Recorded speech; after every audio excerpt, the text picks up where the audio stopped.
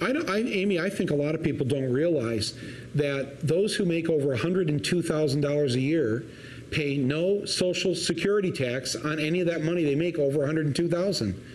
I think people think that that's just a flat tax, whatever it is. I forget what the percentage is now, something like 6.5%, 7% that's on your paycheck that goes to Social Security.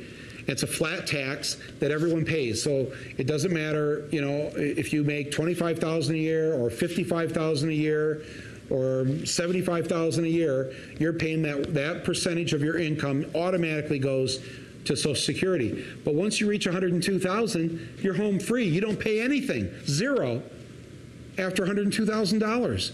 Why isn't everyone's income, all their income, taxed for Social Security? Because I got to tell you, a person who's making $1 million a year, they can afford to pay the Social Security tax on that amount over $102,000. But it's a lot harder for a person making $25,000 a year to have almost 7% of their income go to Social Security. That's a big bite out of them. So if we did this, and Senator Dodd, his staff did the research on this, and he actually brought it up in one of the debates. If the rich paid the same Social Security tax, not more like, you know, Obama's proposing, you know, the rich are going to have to pay a little more on their income tax. Just pay the same that everybody else is paying, those of you who make over $102,000 a year. Tomorrow, if we had that money, tomorrow, there'd be enough money in Social Security until something like 2075, almost to the next century. We'd have enough money in Social Security. There'd be no Social Security solvency problem. The reason we have the problem is because the rich don't pay. They don't pay their fair and equal share. And if that would change, we wouldn't have this nutty discussion, which was really, believe me, a big smokescreen, because Bush and his Wall Street cronies wanted to take people's Social Security, privatize it, put it into these private accounts, and put it into the stock market. That's what he wanted to do 4 years ago. It was the first thing he tried to do when he got elected for the first time there in 2004, when he was elected. And he was going to, our money, just imagine, our Social Security would be in the stock market crash right now. Thank God that didn't happen. But that's the way they think, and I think a different way. One of your chapters in Mike's Election Guide 2008 is how to elect John McCain, is how many Democrats does it take to lose the most winnable presidential election in American history? How many Democrats does it take? Not many. I think Obama's done a good job of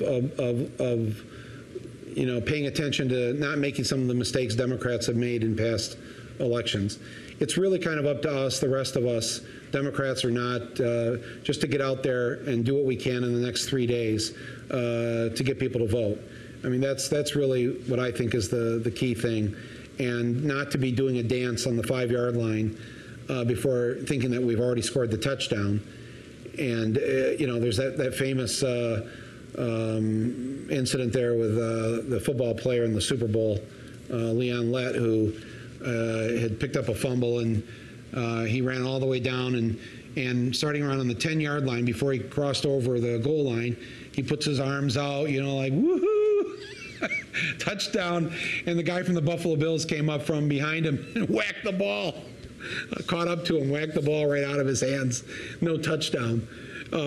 There's too many of us that are, and I know why we do it, because we've been so depressed for the last 8 years of having to deal with what's happened to the country. It feels like we're on that 5-yard line right now, and we want to start doing the dance, but there's no dancing allowed until, you know, midnight Tuesday. So everybody's got to go out and do what they can do in these next few days. And then you should participate in any kind of poll watching or whatever on Tuesday to make sure that things are honest and fair and no shenanigans are taking place. Finally, Michael, you dedicate your election guide to 2 people. Explain who they are. Shirley Chisholm and Tony Benn.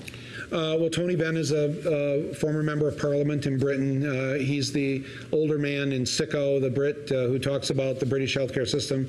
You know, he has written over the years. If you ever get a chance to read anything that he's written, he's just always been very eloquent and said a lot of great things, and I've admired him for a while now, and so I dedicated the book to him. And also to Shirley Chisholm, because when I was 18 years old, the first time I walked into a voting booth and got to vote was in the Michigan primary in April of 1972. George Wallace had just been shot a few days before that. George Wallace ended up winning the Michigan primary. But Shirley Chisholm was on the ballot, and as an 18-year-old, I liked a lot of what she had to say, and so I voted for her, and that was the first vote I ever cast, and I remain proud of it to this day. She was a real fighter, a wonderful person, stood up for all the right things, anti-war.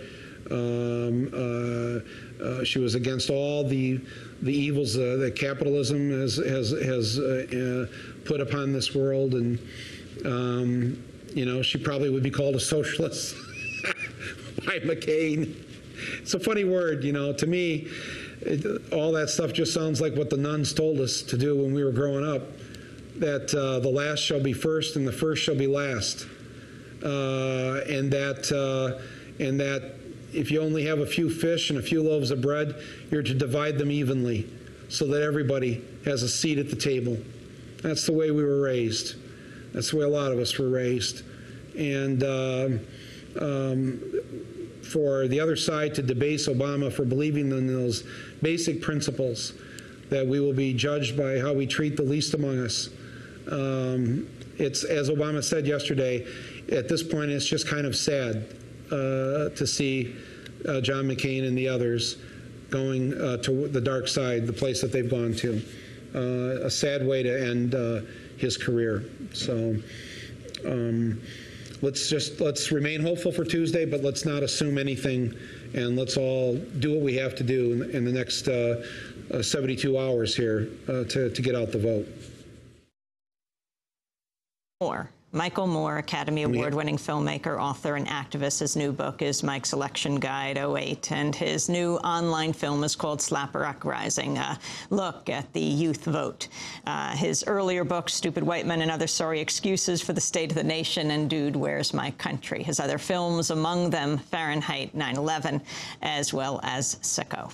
And, of course, Roger and Me shot Michael Moore to fame. That does it for today's show. If you'd like a DVD of today's broadcast, you can go to our website at democracynow.org and join us on Election Day, November 4th. We'll be doing a special 5-hour broadcast from 7 to midnight Eastern Time to bring you the election results as they come in. The program will include live coverage of the results as the polls close, on-the-ground reports from across the country, reaction from around the world, and running in-depth analysis from a wide range of guests you won't get anywhere else. That's November 4th, 7 to midnight Eastern Time. Then the morning after, November 5th, Democracy Now! Expands to a 2-hour broadcast for complete coverage of the election outcome. Call your local TV or radio station, ask if they're running us. Otherwise, we're video and audio streaming at democracynow.org. Democracy Now! Is produced by Mike Berkshire, Hope Dokudu, Sarah Mate, Angela Comet, Steve Martinez, Nicole Salazar. I'm Amy Goodman. Thanks so much for joining us.